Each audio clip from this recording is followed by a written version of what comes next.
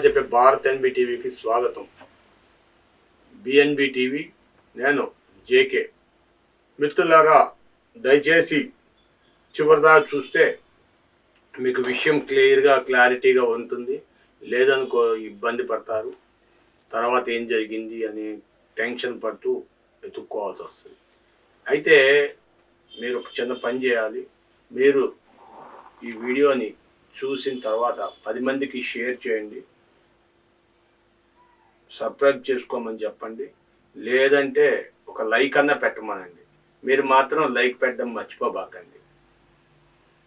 ఈరోజు ముఖ్య విషయం ఏంటి అంటే టాప్ 10 కంట్రీస్, అంటే అత్యంత శక్తివంతమైన దేశాలు జాబితాలో టాప్ అంటే ప్రథమైన 10 దేశాలు ఏవేవి అనేది, అసలు దీనిని నియంత్రించేది కానీ నిర్ధారించేది కానీ ఏ దేశం నిర్ధారిస్తుంది, దీంట్లో ఏమేం చూస్తారు, అసలు ఈ టాప్ 10 కంట్రీస్లోగా ఉండటానికి అర్హతలు ఏంటి. ఇండియా జీడిపిగా చూసుకుంటే టాప్ 5లో ఉంది, జనాభాలో చూసుకుంటే టాప్ 1లో ఉంది. ఏదుల్లో చూసుకున్నా ఇండియా, భారత్ అన్ని విధాలుగా అగ్రశ్రేణిలోనే ఉంది. అయితే టాప్ 10 లిస్టులో చూస్తే అమెరికా ఫస్ట్ ఉందంట, టాప్లో 1లో ఉందంట. అసలు అమెరికా ఎలా ఉంటుందండి? అమెరికా వాళ్ళ ఉద్యోగాలకే ట్రంప్ 7 నెలలు జీతం ఇస్తాను, మీ అందరూ ప్రభుత్వ ఉద్యోగులు వెళ్ళిపోండి, బయటికి వెళ్ళిపోండి, తగ్గించేస్తున్నా ఉద్యోగాలు అని చెప్తున్నాడు. గవర్నమెంటు అమెరికా ఎలాగా అసలు ఉద్యోగస్తులకే ఉద్యోగాలు లేకుండా ఉన్నది 1.9 crores మంది జనం ఉన్నారు ఉద్యోగాలు చేసే, ప్రభుత్వ ఉద్యోగాలు చేసేవాళ్ళు. అందులో 20 లక్షల మంది రెడీ అయిపోయారు. ఎప్పుడు నువ్వు 7 నెలలు జీతం ఇస్తాం, మీరు అందరూ వెళ్ళిపోండి అని చెప్పగానే 20 లక్షల మంది వచ్చేసారు. ఇప్పుడు 20 లక్షల మందిని తీసేసేస్తే అమెరికా ఏ పరిస్థితిలో ఉంటుంది? అక్కడ ఆర్థిక పరిస్థితి, ఫైనాన్షియల్గా అమెరికా డెడ్ లైన్ అయిపోద్ది. దాని గురించి ఇప్పుడు అక్కడ మొత్తం ఫైనాన్షియల్ సెక్టార్లో పనిచేసే వాళ్ళు అందరూ కూడా వచ్చేసి అమెరికాలో 20 లక్షల మంది మాకు ఇచ్చేయండి, మేము వెళ్ళిపోతాం అన్నారు. అంటే 10% 10 నుండి 15% మెంబర్స్ మాకు ఇచ్చేయండి, మేము వెళ్ళిపోతాము, మాకు 7 నెలల జీతం మాకు అడ్వాన్స్గా ఇచ్చేస్తే మేము ఉద్యోగాలు వదిలేసి వెళ్ళిపోతాము అంటున్నారు. కనీసం 12 ఏళ్ళన్నా మీరు ఉద్యోగం చెయ్యాలి, అర్హత ఉండాలి. ఈ టాప్ 10 అదేంటి, దట్ ఈజ్ వాట్, మనం ఈ 7 months జీతం తీసుకొని వెళ్ళిపోవాలంటే మీరు కనీసం 12 సంవత్సరాల అర్హత అనుభవం ఉండాలి మీకు అంటున్నారు. ఇదంతా బాగానే ఉంది. మరి నీ అమెరికా టాప్ 10 కంట్రీస్ ఎలా అయింది? ఫస్ట్ కంట్రీ ఎలాగైంది? అటు చైనా వచ్చేటప్పటికి ఆర్థికంగా కుబేలైపోయింది, బాగాలేదు, కరోనా నుండి చాలా ఇబ్బంది పడుతుంది. చైనా వచ్చేటప్పటికి 2nd ప్లేస్లో ఉందంట. 1 ప్లేస్లోనేమో అమెరికా, చైనా ఏమో 2nd ప్లేస్. జనాభాలో చైనా ఒకప్పుడు టాప్, అలాంటిది చైనా కంటే మనమే, భారతే ఫస్ట్ ఉంది వేళ జనాభా. దాన్ని చూసుకున్నా దేన్ని చూసుకున్నా చైనా ఆర్థికంగా కానీ జీడిపి పడిపోయింది, అన్ని రకాలుగా పడిపోయింది. చైనా ఇండస్ట్రియల్ గ్రోత్ పడిపోయింది. టాప్ 2లో ఎలాగుంది? Top 3 Russia. రష్యా మొన్నటిదాకా పుతిన్ మొన్నటిదాకా వాళ్ళతో ఇజ్రాయెల్తో యుద్ధం చేశాడు, చాలా రకాల సమస్యలు పడ్డాడు. టాప్ 3లో ఉందంట. టాప్ 4 వచ్చేటప్పటికి యూకే, యునైటెడ్ కింగ్డమ్.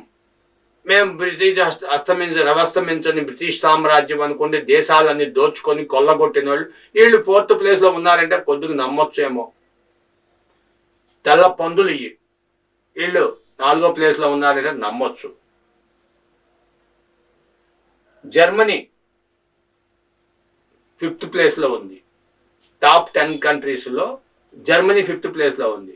జర్మనీ ఆయుధాలు సప్లై చేస్తుంది, అవి చేస్తుంది, ఇది చేస్తుంది. మరి ఇండియా కూడా ఆయుధాలు కొనుక్కుంటుంది మగాళ్ళలాగా. ఇండియా ఆయుధాలు కొనుక్కుంటుంది, జర్మనీ నుండి, రష్యా నుండి, అన్ని కంట్రీల నుండి కొనుక్కుంటుంది.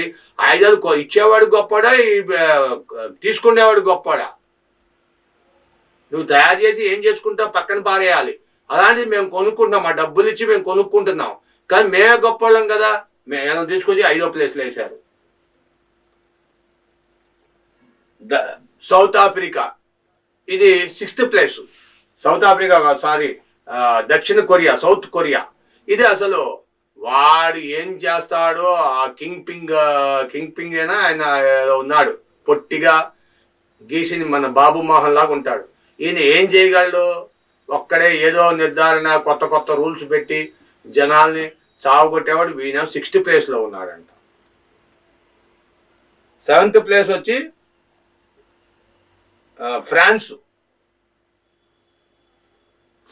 కూడా మిగతా దేశాలతో పాటు ఫ్రాన్స్ కూడా యుద్ధం చేసి జనాలను దోచుకొని, ఇప్పటికీ భారతదేశంలో కొన్ని దేశాలు ఫ్రాన్స్ గవర్నమెంట్లో ఉన్నాయన్నారు. అవి వదిలేసి, అవి వదలటానికి కూడా ధైర్యం లేక అవి అక్కడ వదిలేస్తే అవి యూనియన్ టెరిటరీ కింద గవర్నమెంట్. మన పాండిచేరి, పక్కన ఉన్న పాండిచేరి కూడా మన ఫ్రాన్స్ గవర్నమెంట్లోనే ఉంది.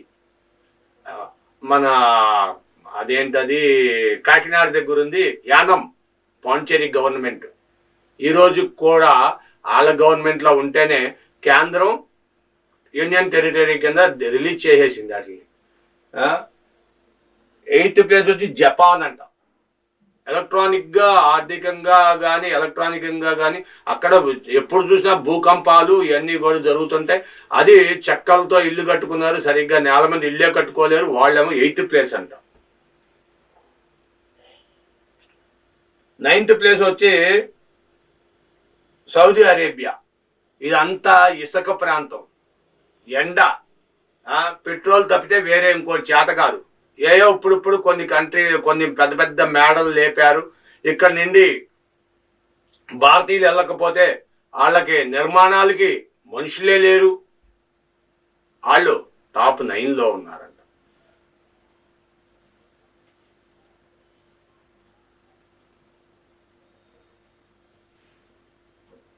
ఇంకెందుకులే, టాప్ 10లో ఇంకో కంట్రీ ఏదో ఉంది.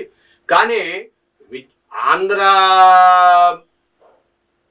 ఆంధ్ర, తమిళనాడు, తెలంగాణ, ఉత్తరప్రదేశ్ ఇలాగా మొత్తం 29 రాష్ట్రాలు ఉన్న దేశం. అది కాకుండా యూనియన్ టెరిటరీస్ పోల్చుకుంటే 33. ఇన్ని రాష్ట్రాలున్న ఇండియా వీళ్ళ కళ్ళుకి కాకులు ఎత్తుకెళ్ళియా? ఇలా తెలీదా ఇండియా ఏ ప్లేస్లో ఉందో? జనాభా లెక్కలో చూసుకున్నా, ఫైనాన్షియల్గా చూసుకున్నా, జీడిపి చూసుకున్నా, ఏది చూసినా సరే ఇండియా 3వసారి ప్రధానమంత్రి చేశాం మోడీని. ఇంత గొప్ప రాజకీయవేత్తగా అని చెప్పి గుర్తించి మనం ఇంత చేస్తే ఇండియానేమో టాప్ 10లో పెట్టలేదు, 12th ప్లేస్ ఇచ్చారు. ఇది ఎక్కడ న్యాయం అండి? అసలు ఏమన్నా ఆ కంపు గారు అసలు ఏమన్నా ముక్కు పని చేస్తుందా? ముక్కు తీసుకెళ్ళి ఎక్కడ మూసీ నదిలో పెట్టుకోమనండి. ఆ ముక్కు పని చేయట్లేదు, కళ్ళుకు కాకులు ఎత్తుకెళ్ళినాయా? ఈ ఇండియా ఇంత డెవలప్ అయిన ప్లేస్లో కనీసం 1 or 2లో 3లో 10లోపు పెట్టకుండా 12th ప్లేస్ చూపిస్తాను. ఎంత అవమానించడం భారతీయుల్ని. భారతీయులు లేకపోతే అక్కడ బతుకు లేదు. 1st place America, 2nd place China, 3rd place Russia, 4th place వచ్చేటప్పటికి UK, United Kingdom, 5th place Germany, 6th place వచ్చేటప్పటికి South Korea, 7th place France, 8th place వచ్చి జపాన్, 9th ప్లేస్ వచ్చి సౌదీ అరేబియా, 10th ప్లేస్ వచ్చేటప్పటికి Israel నిన్నటిదాకా యుద్ధం చేసి తిండి లేకుండా నానా హింసలు పడి ఎంతో మంది చనిపోయి అక్కడ ఉంటే ఇజ్రాయెల్ 10th ప్లేస్ అంట. వాళ్ళ కళ్ళుకు మరి తిట్టకూడదు అంటారు, కానీ మీరు తిట్టడం కాదండి. ఇది ఒక భారతీయుడిగా నా పౌరుషాన్ని నేను చూపిస్తున్నా. ఇది ఎంతవరకు ధర్మము, ఎంతవరకు న్యాయం. దేశంలో అన్ని దేశాలు భారతదేశం గొప్పది అని బ్రహ్మం గారు ఎప్పుడో చెప్పారు, అన్ని దేశాలు కొట్టుకుపోతాయి, మిగిలేదు భారతదేశమే, భారతదేశం అందరికి భిక్ష ఇవ్వాలి అని బ్రహ్మం గారు ఎప్పుడో చెప్పారు. మరి ఇలాంటి గొప్ప దేశంలో నువ్వు భారతదేశాన్ని టాప్ 10లో పెట్టలేదంటే మరి మూర్ఖుడు ఎవరో తెలియట్లేదు. గ్రేడింగ్ చేసిన వాడు. ఇజ్రాయెల్ టాప్ 10లో ఉందా? 10th one ఇజ్రాయెలా? కనీసం 10th ప్లేస్ అన్న ఇండియాకి ఇవ్వాలిగా. సౌత్ ఆఫ్రికా ఒక్కొక్కటి మీరు చూసుకోండి. అసలు ఏమైనా బ్రెయిన్ ఉందా లేక ఈ టాప్ శక్తివంతం? ఏమండి మీరు ఎవ్వరు భయపడద్దు.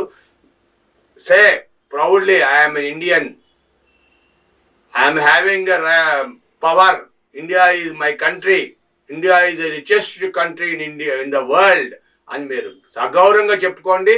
గౌరవంగా I'm proud to be an Indian అని చెప్పండి. ఎవడో పెచ్చోడు పిరికోడు పక్కన మన బలాన్ని, మన శక్తిని, మన తెలివితేటల్ని గుర్తించకపోతే అది వాడి తప్పు, అంతేగాని మన తప్పు కాదు. గెలవలేనోడంట గెలిచినోడంట కోర్టులో ఇంటి వెనక వెళ్ళి ఏడిచాడంట. ఓడిపోయినాడేమో కోర్టులోనే ఏడిచాడు, అయ్యో నేను డబ్బులు పెట్టానే అని. గెలిచినోడంటే ఇంటి వెనక్కి వెళ్ళి ఏడిచాడని మనకు సామెత పెద్దలు చెప్పారు. అన్ని డబ్బులు పోగొట్టుకున్నాను, ఎంత చేశాను, ఏం గెలిచాను, ఏం సాధించాను అన్నట్టుగా ఇప్పుడు వాళ్ళ పరిస్థితి అది. ఒక్కొక్క దేశం. జపాన్ అండి, జపాన్ 5th ప్లేస్లో ఉంది. 5th ప్లేస్లో జపాన్ ఉంది. జపాన్కి ఒక కంప్యూటర్ సిటీ మొత్తం రన్ చేసేది, ఆర్గనైజ్ చేసేది మన ఇండియా వాడండి. అసలు ఇండియన్స్ లేకపోతే వరల్డ్లో ఏ దేశం కూడా లేదండి. సౌత్ ఆఫ్రికా కానీ ఆస్ట్రేలియా కానీ ఏదన్నా తీసుకోండి. అలాంటిది ఇక్కడ ఒకటే డిగ్రేడు మైనస్. ఇక్కడ పాలిటిక్స్, కొజ్జా పాలిటిక్స్ వల్ల మనం ఏమైనా జరగొచ్చేమో కానీ ఇది కొజ్జా పాలిటిక్స్ కూడా కాదు. దిస్ ఇది క్రిమినల్ పాలిటిక్స్. ఇది ఎవడో క్రిమినల్ పాలిటిక్స్ చేసి మన ఇండియాని టాప్ 10లో లేకుండా చేశారనేది. G20లో కూడా మనం ఉన్నామండి. అన్నిట్లో దేంట్లో చూసినా మనం ఫస్ట్. అలాంటి దీన్ని ఇంతమంది పాపులేషన్ దరిదాపుగా 148 కోట్ల మంది జనాభా ఉంటే ఆడి కళ్ళు కాకులు పట్టుకుపోయినాయండి. తెలీదా? వీళ్ళకి 148 మంది కోట్ల జనం గట్టిగా క్యాంటీన్ చుమ్మిస్తే దేశాలన్నీ కొట్టుకుపోతాయి. అలాంటి దేశాన్ని పట్టుకొని టాప్ 10లో పెట్టకపోవడం. సౌదీ అరేబియా అన్నాడు, అక్కడ తాగడానికి మంచినీళ్ళు లేవు. సముద్రం నుండి వచ్చే నీళ్లు, వర్షంలో వచ్చే నీళ్లు నేను రిజర్వ్ చేసుకుంటారు. ఆ సముద్రంలో వచ్చే నీళ్లు, ఆ నీళ్లునే మంచినీళ్ళ కింద ఫిల్టర్ చేసి మార్చి తాగుతారు. భారతదేశంలో ఇన్ని నదులు ఉన్నాయి, ఇంత చుట్టుపక్కల ఇంత సముద్రం ఉంది, 3 పక్కల ఇంత గౌరవమైన స్థలాన్ని వాళ్ళ కళ్ళుకి కాకులు పట్ట, వాళ్ళ మూతులు చీమలు నాక తెలియదండి ఆ మాత్రం. Anyway, thank you sir. మీ విలువైన అభిప్రాయాలు కామెంట్ రూపంలో తెలియజేయండి. Be brave to be an Indian. మీ విలువైన అభిప్రాయాలు కామెంట్ రూపంలో తెలియజేసి 10 మందికి షేర్ చేయండి. ఈ మంచి వీడియోని 10 మందికి తెలియజేసి వాళ్ళని కూడా ఒక లైక్ చేయమండి. మీరు మాత్రం లైక్ చేయడం మర్చిపోకుండా ఒక లైక్ ఇచ్చేయాలండి. Thank you for watching our channel. AP budget కేంద్ర బడ్జెట్ నెత్తి మీద పెట్టింది ఎంత గొప్పగొడుగు. ఇప్పుడు ఏపీ బడ్జెట్ పెడుతుంది. ఏపీలో టాప్ 6 మొత్తం అన్ని ఎప్పుడైతే ఎలక్షన్లు అన్నీ చెప్పారో ఆ ఎలక్షన్లో ఒకటి జరగలేదు. ఇటుపక్క ప్రతిపక్షం లేకుండా చేస్తా అన్న మనిషి ప్రతిపక్షంలోనే లేకుండా పోయాడు. మాజీ ముఖ్యమంత్రి ప్రతిపక్షమే లేకుండా చేస్తానన్నాడు. అలాంటి వ్యక్తి ప్రతిపక్షం కూడా అర్హత కూడా పొందకుండా బయటికి వెళ్ళిపోయాడు. అసెంబ్లీకి రావడానికి మొహం చెల్లట్ల. ఇటు ప్రతిపక్షం ఎలాగో లేదు కాబట్టి ఇంకా మనల్ని అడిగేది ఎవరు అని ప్రభుత్వం ఇష్టం వచ్చింది ఆడుకుంటుంది. రేపు 6వ తారీఖున సమావేశం అవుతుందంట, క్యాబినెట్ సమావేశమై ఈ 6వ తారీఖున డిసైడ్ చేసుకుంటారంట బడ్జెట్ ఎప్పుడు పెట్టాలి అని. ఆల్రెడీ అనౌన్స్ చేశారు, ఫిబ్రవరి 24వ తారీఖున బడ్జెట్ ప్రకటిస్తామని. మళ్ళా దాన్ని అనౌన్స్ చేయడానికి మళ్ళీ ఇంకోటి పెడతారంట. 6వ తారీఖున కూర్చొని బడ్జెట్ పెడతాను. బడ్జెట్ మామూలుగా సహజంగా 3 రోజులు 4 రోజులు 5 రోజులు జరుగుద్ది. కాదంటే 3 వారాలు పెట్టేస్తారంట బడ్జెట్. నా సొమ్ము కాకపోతే తాడి చెట్టుకి ఎగపాకుతామని చెప్పి సామెత ఉంది. అలాగా మాది కాదు కదా, ప్రజలకు ఇవ్వాల్సినవి ఇవ్వకంట, ప్రజలకి టాప్ 6 అని చెప్పి అమ్మఒడి అయ్యని ఇవన్నీ ఏపీ బస్సు అని ఇవన్నీ ఉద్యోగాలని అన్ని అనౌన్స్ చేసి ఒక్కటి కూడా నెరవేర్చకుండా కూర్చొని ఇవాళంట ఏపీలో బడ్జెట్ పెట్టేస్తారంట. మరి చూద్దాం ఆ బడ్జెట్ ఎంతవరకు జరుగుద్దో. ఈ బడ్జెట్లో అయినా ప్రజలకి మేలు చేస్తారో మరి ఏం చేస్తారో చూద్దాం. Thank you for watching channel. మీ విలువైన అభిప్రాయాలు కామెంట్ రూపంలో తెలియచేయండి, షేర్ చేయండి, సబ్స్క్రైబ్ చేసుకోండి. టీటీడీ తిరుమల దేవస్థానం మొన్న ఆదివారం నాడు నాగపంచమ ఏదో వచ్చింది కదండి. ఇవాళ మా రథసప్తమి. మరి దీని గురించి చేయాలి కదండి, చేయరంట. స్వామివారికంట అభిషేకాలు చేశానంట స్వామివారు అరిగిపోతారంట. స్వామివారు అరిగిపోయి భవిష్యత్తు తరాలకి ఇవ్వటానికి ఏముండదు కాబట్టి అభిషేకాలు ఇంకా తగ్గించేస్తామంటున్నారు. ఆదివారం నాడు ఒక్కరోజే 75,706 మంది దర్శనం చేసుకున్నారు. దరిదాపుగా 23,340 మంది గుండ్లు చేయించుకున్నారు. ఆ ఒక్కరోజు ఆదాయం 3.34 కోట్లు, 3,34,00,000 రూపాయలు ఆ ఒక్కరోజు ఆదాయం వచ్చింది. అంటే మనిషికి 75,000 మందిని డివైడెడ్ బై చేయండి, ఎంత వేశారు? స్వామివారికి ఇంతగా స్వామివారికి భక్తులుగా ఉన్నవాళ్ళు పాదచారులుగా లేకపోతే టికెట్లు లేకుండా ఫ్రీ దర్శనం వాళ్ళకి 8 నుండి 10 గంటలు పట్టిందండి. వాళ్ళకి ఏదో నామకావాస్తిగా ఏదో పాలు, ఏదో అల్పాహారం, ఏదో ఉప్మాలు, పులిహారలు అవి ఇచ్చారంట. మరి అందరికీ ఇవ్వాలి కదా, కొంతమందికి ఇచ్చారు. క్యూ కాంప్లెక్స్లో కూర్చున్నాడు, కొంతమందికి ఇవ్వాలి. ఇది ఎంత దారుణం అండి. అసలు స్వామివారికి పుష్ప అభిషేకాలు, పన్నీరు స్నానాలు ఇవన్నీ చేయాలి. అలాంటిది చేయకపోవడం ఏంటండి? ఇక నిండంట ప్రత్యేకమైన పూజలు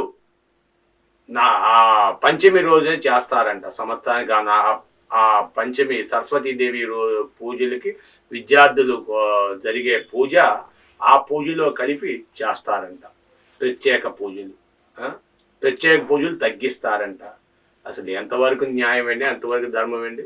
ఏమైనా సరే మీరు జాగ్రత్తగా ఆచితూచి మీ విలువైన అభిప్రాయాలు కామెంట్ రూపంలో తెలియచేయండి, షేర్ చేయండి. ఈవేళ చాలా వరకు నీసు తినరు. రథసప్తమి వైకుంఠ స్వామి ఒక్క కరుణను మీ అందరికీ కలగాలని, ఆ సూర్య భగవానుడు మీ అందరికీ తేజస్సును ప్రసాదించాలని ఈ రథసప్తమి నుండి ఇక ఎండాకాలం స్టార్ట్ అయిపోతుంది. కాబట్టి సాధ్యమైనంత వరకు టోపీలు ధరించి ప్రభుత్వం వారు చెప్పినట్టుగా హెల్మెట్లు పెట్టుకొని మీరు జాగ్రత్తగా బయటికి రండి. కూలింగ్ వాటర్ తాగబాకండి. నీడ ప్రాంతంలో మీరు నడవండి, ఉండండి. Thank you for watching our channel. మీరు 10 మందికి షేర్ చేయండి, సబ్స్క్రైబ్ చేసుకోండి, లైక్ చేయడం మాత్రం మర్చిపోవద్దు. మీరు షేర్ చేసిన వాళ్ళకు కూడా లైక్ చేసుకోమని చెప్పండి. Thank you for watching our channel, your channel. Thank you.